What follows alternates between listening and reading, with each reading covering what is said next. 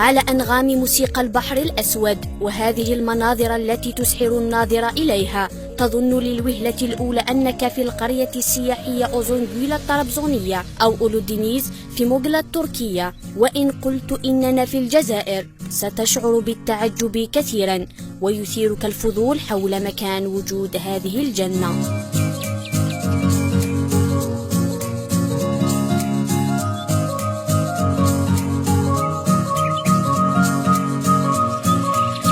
نحن الآن في قلب منطقة القبائل، دائرة صدوق التي تبعد عن ولاية بجاية حوالي 56 كيلومتر، حيث يوجد بها سد شحاف في قرية محفوظة ببلدية بوحمزة التي تبعد عن الدائرة حوالي 37 كيلومتر، حيث شيد هذا السد من قبل شركة يوغوسلافية سنة 1998. وخلف هذا السد نجد البحيرة الساحرة التي جذبت البعيد قبل القريب، والتي تبلغ مساحتها 6562 قدما، ومتوسط ارتفاعها 750 مترا.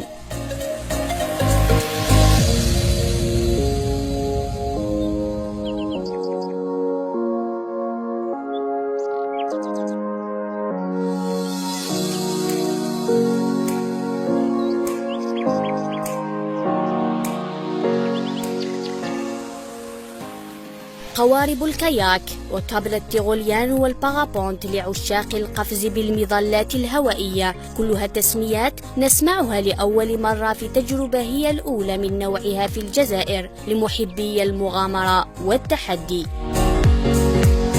وفي مبادرة شبابية من طرف 3 شبان بالمنطقة أسسوا فريقا لمحبي المغامرة والشغوفين بأجواء الطبيعة الهادئة، حاولوا إضافة لمسة خاصة لمحبي التخييم وتجربة العيش في البراري، وشعارهم الوحيد أعداء التلوث البيئي ومحبي الطبيعة والمغامرة. فسكون المكان ونظافة محيطه يثبت مصداقية هؤلاء الشباب.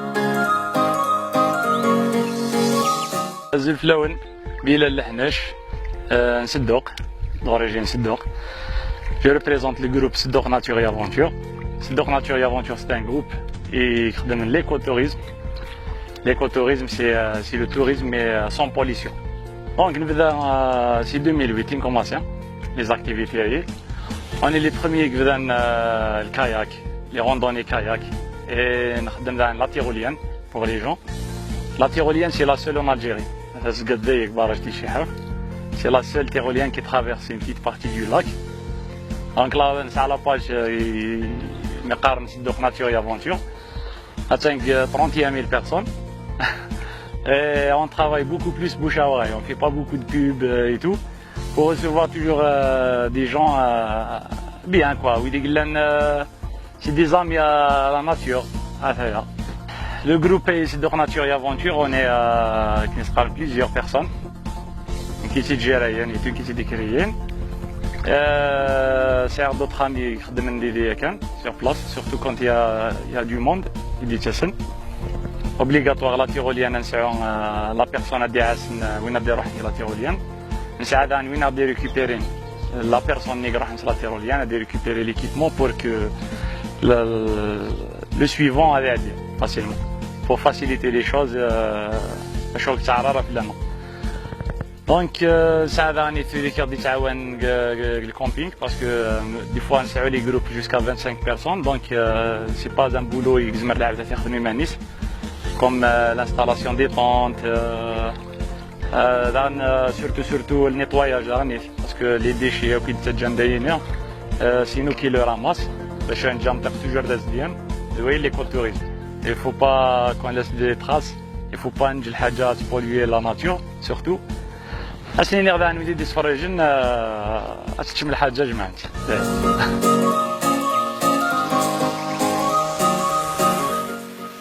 جمال المكان وجاذبيته جعلته مقصدا للسياح، فالعيش في البراري أمر مذهل، خصوصا مع توافد السياح الأجانب لمثل هذه الرحلات البرية.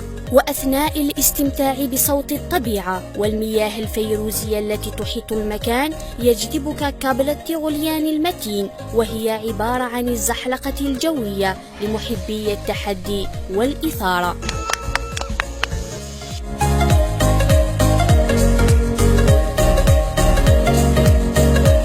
مرحبا بكم.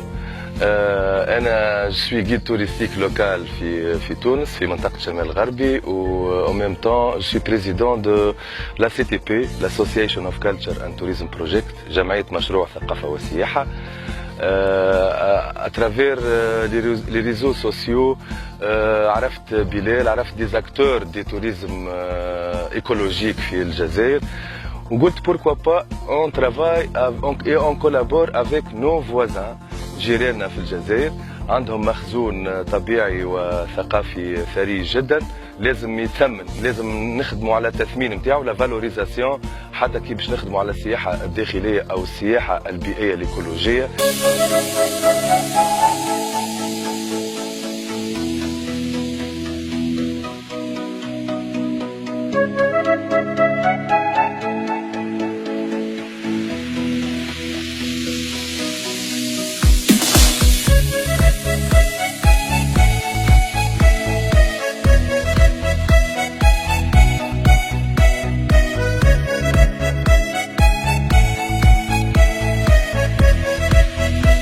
السلام عليكم، أنا هدى من تونس. جيت سبيسيالمون حبيت نزور البلاصة هذه اللي هي صدوق. حبيت نعمل كاياك وتيروليان. L'ambiance sympathique avec l'équipe. Je les remercie énormément pour l'ambiance, pour l'activité. مي عسلامة، اسمي درة. جيت مع جروب دو راندونور من تونس. جينا على عنابة وبعد مشينا لالجي، والبارح جينا هوني للبلاصة هذيا. بون أول مرة بيرسونيلمون نشوف ان بيزاج اوسي بو. ثنية تقلقت شوية في ثنية معناها على الدورات ضغط. Mais bon, ça s'est bien passé. Il fait bon vivre ici. Et je trouve les activités super intéressantes, عملنا kayak ou عملنا tyrolienne. Ou sinon il y a une ambiance superbe en groupe, عملنا un feu de camp, on a partagé quelques expériences avec des amis algériens, donc c'était vraiment sympathique, j'apprécie. وليس بعيدا عن قرية محفوظة بمنطقة أمالو يجتمع هناك عشاق الطيران الحر بالمظلة أو ما يسمى بالبارابونت للبحث عن لحظات الحرية وتذوق الأحاسيس الغريبة. هذا النوع من الرياضة يعد الأول من نوعه في الجزائر للقفز في مسافة 5 كيلومتر على 1300 متر لمدة تتراوح بين 20 و30 دقيقة. هذه الرياضة جمعت الآلاف من مختلف بلدان العالم لمشاركة لحظاتهم الجنونية وصرخاتهم التي تعلو المكان ولعيش نوع من التحدي المختلف.